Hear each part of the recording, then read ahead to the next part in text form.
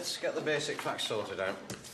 We're talking about a burglary that occurred on January the 23rd, and you are Mr. Spurling. No, Turing. T-U-R-I-N-G. Mick Ross, Detective Sergeant. How do you do, sir? Would you like to come with me, sir? Is this your list, sir? Yeah, yes.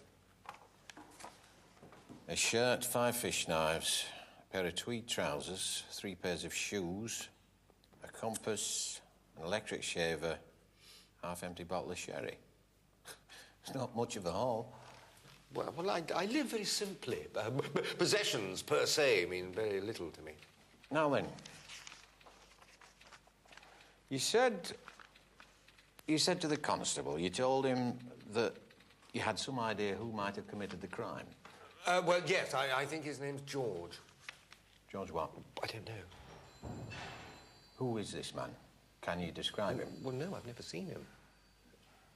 Well, you know his name? Yes, somebody told me. Told you what, sir? This man, George, might be a burglar.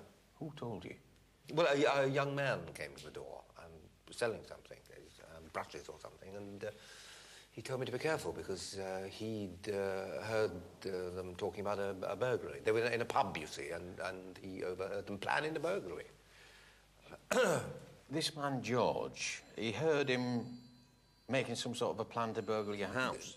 No, not my house specifically. No, a house in my neighbourhood. Or so I gather. That's what I was told.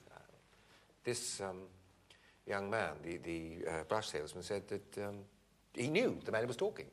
George. He recognised him, you see. Why didn't you inform the police at the time? Well, it never occurred to me to do so. It was a casual remark. He said, be careful, keep your eyes open. I really didn't pay much attention. What sort of brushes was he selling? I have no idea. It might not even have been brushes. I forget. It would be helpful if you could remember. Yes, I'll try. He should never have lied. That was the real mistake. I have some very definite ideas of right and wrong, and it's always wrong to lie. Well, perhaps he was afraid. Well, of course he was afraid. He cheated during the Latin exam. He knew he'd be found out. He knew he'd be punished, but lying made everything 100 times worse. Alan, is that you? Lord, it's my mother. Oh, there you are. Do forgive me. I thought I heard the doorbell, but I wasn't quite sure. I was in the garden, you see. Do forgive me. Aren't you going to introduce your friend? Yes, sorry, Christopher Morecambe. How do you do, Christopher? How do you do, Mrs. Turing? I'm delighted to meet you at long last. Alan has talked so much about you, and I kept saying to him, do bring Christopher down for the weekend, never expecting for a moment that he would. Whatever we say, he always tries to keep his school friends to himself. I think perhaps he's ashamed of us. Do come through. Come along this way.